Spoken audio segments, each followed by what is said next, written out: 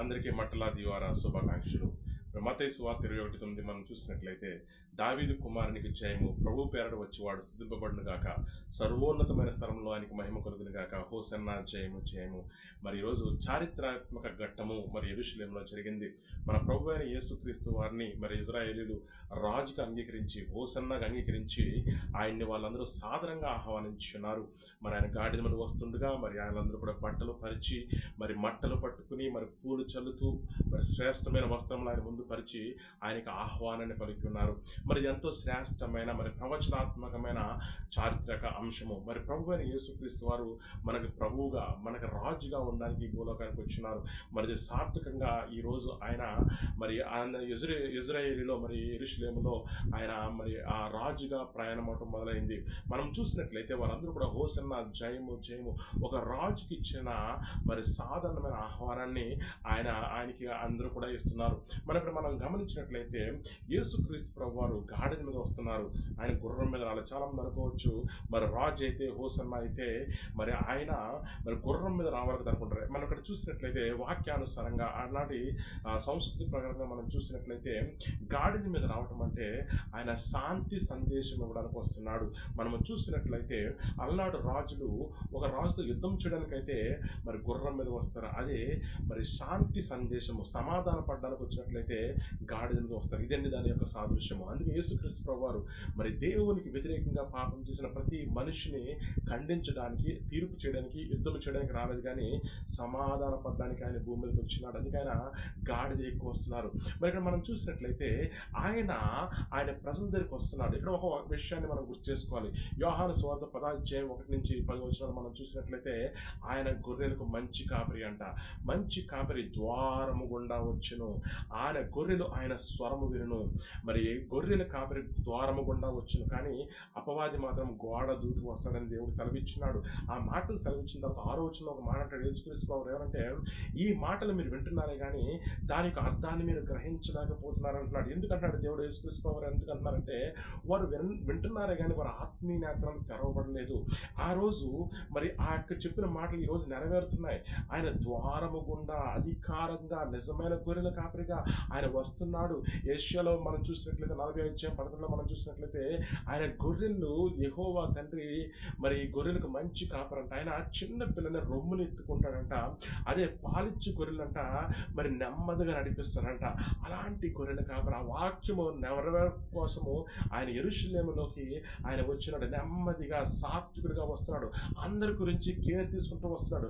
ఆయన సెలవిస్తున్నాడు, ఈ గొర్రెలు నా స్వరం వింటున్నాయి. ఇక్కడ మనం చూసినట్లయితే వారందరూ కూడా ఆయన స్వరం వింటున్నారు, ఆయన ఫాలో అవుతున్నారు, ఆయన గణపరుస్తున్నాడు, ఆయన మహిమపరుస్తున్నారు. అయితే ఒక విషయం ఆయన ముందుగానే చెప్పినాడు, మీరు ఆత్మీయమైన అర్థాలు మీరు గ్రహించలేకపోతున్నారని దేవుడు సెలవిస్తున్నారు. ఇక్కడ మనం చూసినట్లయితే ఆ మెస్సీయాను వారు ఏ విధంగా చూస్తున్నారంటే 5 రెట్లు 2 చేపలు చేసిన గొప్ప దేవునిగా చూస్తున్నారు. మరి అనేక మందికి ఆహారం పెట్టిన వాడిగా, అదేవిధంగా నేలను ద్రాక్షారసం చేసిన గొప్ప ప్రభువుని చూస్తున్నారు. అదేవిధంగా వారి అవసరం తీరుస్తున్న దేవునిగా చూస్తున్నారు. వారికి రాజ్యాన్ని ఇచ్చే దేవుడిగా చూస్తున్నారు. ఈ రోమా ప్రభుత్వం నుంచి వారికి విడుదల అనుగ్రహించి వారికి గొప్ప విజయాన్ని ఇచ్చే దేవుడిగా చూస్తున్నారు. ఆ విధంగా ఆయన హోసన్నా హోసన్నా జయమంటున్నారు. మరి అదే జన సమూహము ఎవరైతే హోసన్నా జయము జయమని మట్టలు పట్టుకుని పూలు వేసుకుంటూ, అదేవిధంగా మరి తమ బట్టలు మరి వేసి ఆయన ఆహ్వానం చెల్లించున్నారో అదే ప్రజలు వితిన్ 4 డేస్లో 4 రోజులు గడవకముందే మరి ఆదివారం ఆయనకి ఆహ్వానం చెల్లించున్నారు. మరి సోమ మంగళ బుధ గురు 4 రోజులు అయినట్టే శుక్రవారం రోజున అదే జనులు ఆయన్ని మరి సిలువ వేయండి కేకలు వేస్తున్నారు. అంటే ఆయన గొర్రెల కాపరిగా, ఆయన మెస్సేగా వాళ్ళు అంగీకరించింది కేవలము కొన్ని రోజులు మాత్రమే.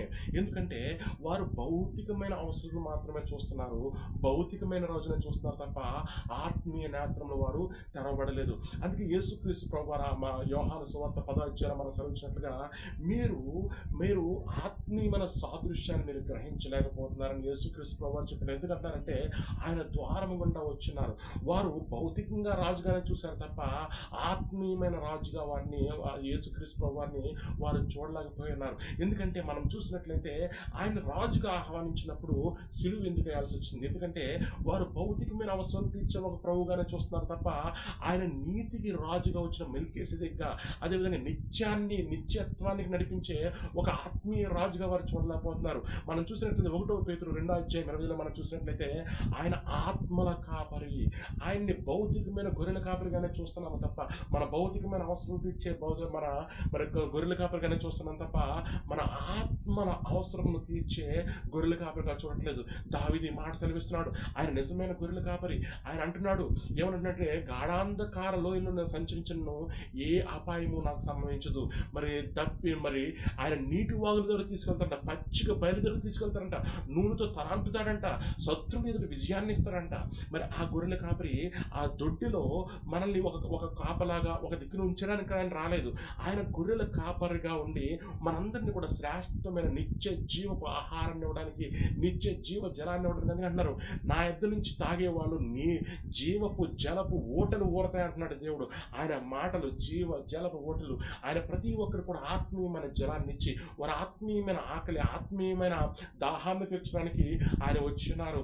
ఆయన సహజమైన భౌతికమైన అవసరం తీర్చడానికి రాలేదు, కానీ ఆత్మీయమైన దాహాన్ని ఆకలిని తీర్చడానికి ఆ ప్రభు వారు వచ్చినారు. ఆ విధంగా ఈ ప్రజలు చూడలేకపోతున్నారు. అందుకే యేసుక్రీస్తు ప్రభు వారు అన్నారు, నేను గొర్రెల కాపరిని ద్వారము గుండా వచ్చినాను.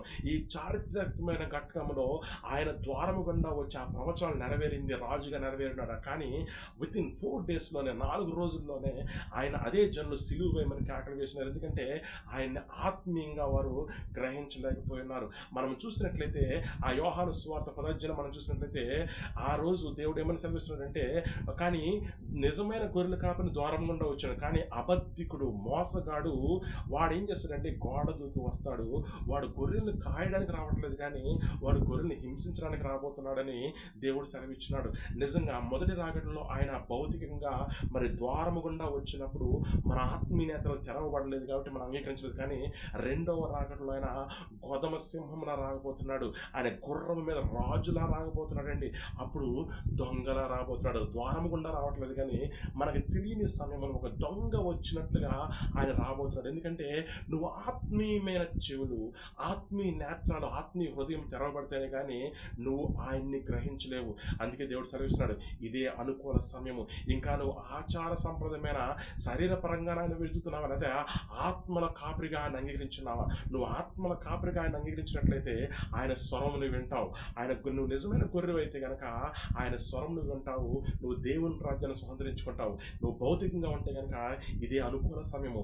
ఆయన మనల్ని అడుగుదాం, ఆయన్ని, దేవా నాకు ఆత్మల కాపరిగా ఉండండి, నా ఆత్మను రక్షించండి, నాకు ఆత్మీయ చెవులు తెరవండి, ఆత్మీయ నేత్రములు తెరవండి, ఆత్మీయ హృదయాన్ని తెరవండి ప్రభా, నీ రాజ్యంలో నిత్య వారసుగా ఉండడానికి సహాయం చేయండి అని అడుగుదామా? మరొకరికి, ప్రతి ఒక్కరికి కూడా నా హృదయపూర్వక మట్టలాది వారి శుభాకాంక్షలు. ఈ ఆత్మీయ